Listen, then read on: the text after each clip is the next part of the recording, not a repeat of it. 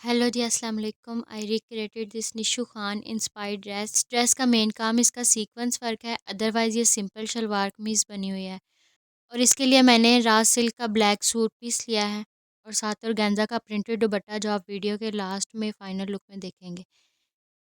और sequence work के लिए हमने पहले इसका पैटर्न बनाना है और वो इस तरह के हमने इसको पहले पेपर पे पैटर्न बना लेना है और फिर उसको हमने ट्रेस पेपर पे बना लेना है।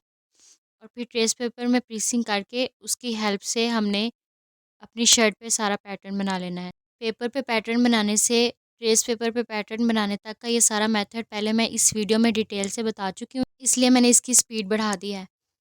अगर आपको पैटर्न बनाना या ड्राइंग करना आता है तो आप इसको पेपर पे मत बनाएं, डायरेक्ट ट्रेस पेपर पे बनाएं और इसमें प्रीसिंग करें और अपनी शर्ट पे ट्रेस कर लें। प्रीसिंग के लिए मैंने ये हिजाब पेन लिया है। वैसे तो प्रीसिंग के लिए गन मिलती है जिससे आसानी से प्रीसिंग की जा सकती है। मेरे पास ये हिजाब पेन थी, मैंने इसी से प्रीसिंग कर ली है।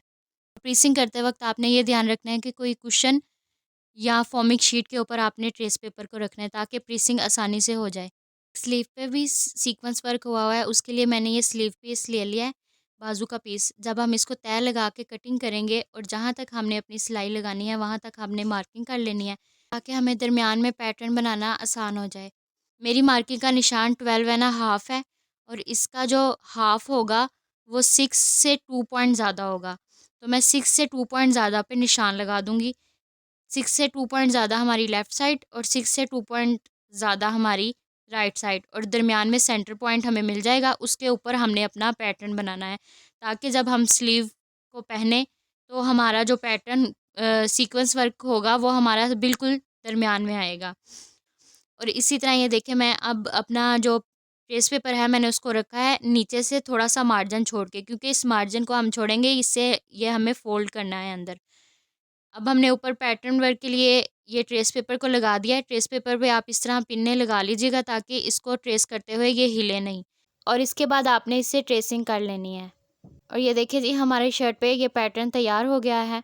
इसी तरह जब आपने अपनी शर्ट पे भी पैटर्न बनाना है, आपने शोल्डर का, नेक लाइन का और कमर लाइन की मार्किंग कर लेनी है।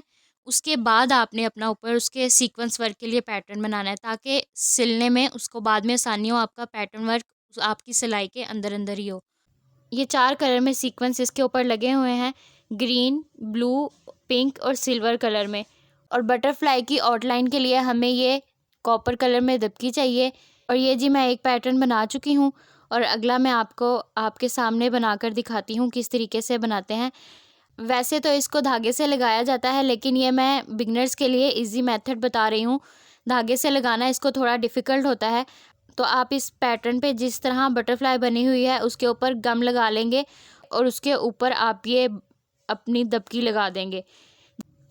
और आप ध्यान से देखिए जिस तरीके से मैं लगा रही हूँ, क्योंकि इस बटरफ्लाई के ऊपर गम लगी हुई है, तो पहले आप इसका एक साइड कॉर्नर रखेंगे और वो उसको स्टिक कर लेगी और दूसरी तरफ से आपने इसको हल्के से हाथ से पकड़ के कर्व करना है और जहाँ तक आपकी शेप है उसको वहाँ तक ले जाएंगे, क्योंकि इस पे गम लगी हुई है और वो उसको जल्दी से स्टिक कर लेगी।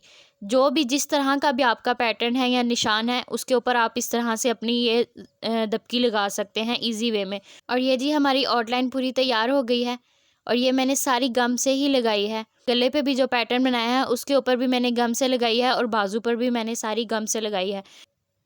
और जी अब हम सीक्वेंस वर्क करते हैं। सीक्वेंस वर्क के लिए हमने सबसे पहले कपड़े में से सुई को निकाल लेना है और उसके बाद हमने सितारा लेना है और सीधा सितारा लेना है और उसके दरमियान में से सुई को वापस नीचे ले जाएंगे ताकि उसकी ग्रिप बन जाए। पहले हमने सीधा सितारा लेना है और उसकी ग्रिप बना लेनी है। उसके बाद हमने दूसरा सितारा लेना है जो उल्टा लेंगे हम। उल्टा सितारा लेकर उसको सुई में डालकर और जो पहले सितारा लगा हुआ है उसके दरमियान में से सुई को डालेंगे और जो धागा निकल रहा है उससे थोड़ा सा आगे अपनी सुई को निकाल लेंगे। और जब हम अपनी सुई को निकाल लेंगे उसके बाद हम सितारे को सीधा करेंगे और इसी तरह हम अपने सारे सितारे लगाते जाएंगे।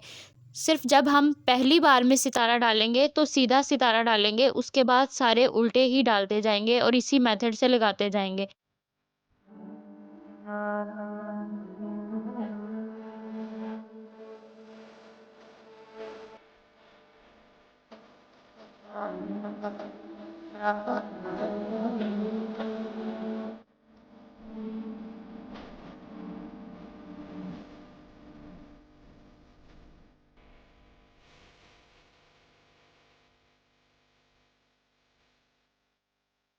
और ये थोड़ा इजी मेथड बता रही हूँ, बिगनर्स के लिए है। पहले आपने सीधा सितारा लगाना है, उसी तरह उसकी ग्रिप बनानी है।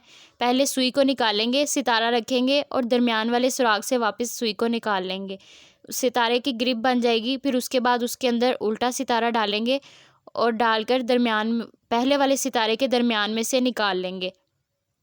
और जब हम पहले वाले सितारे के दरमियान में से सुई को निकालेंगे तो इस तरीके से सितारे को बाद में सीधा कर देंगे और फिर उस दूसरे सितारे के बिल्कुल साथ से सुई को फिर निकाल लेंगे और फिर उसी तरह दोबारा उल्टा सितारा डालेंगे और इस पीछे वाले सितारे के दरमियान में से सुई को निकालेंगे और फिर उस सितारे को दोबारा सीधा कर देंगे।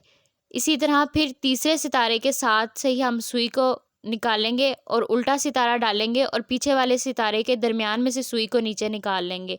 यही प्रोसीजर करते जाएंगे और इस शर्ट पे जितना सीक्वेंस वर्क है वो इसी तरीके से हुआ है। बटरफ्लाई में भी और साइडों पे भी जो वर्क हुआ है वो सारा इसी तरीके से हुआ है। और अगर अभी भी आपको कोई बात मुश्किल लग रही हो या कोई बात समझ ना ही हो तो आप मुझे कमेंट बॉक्स में बताइएगा, मैं ज़रूर एक्सप्लेन कर दूँगी।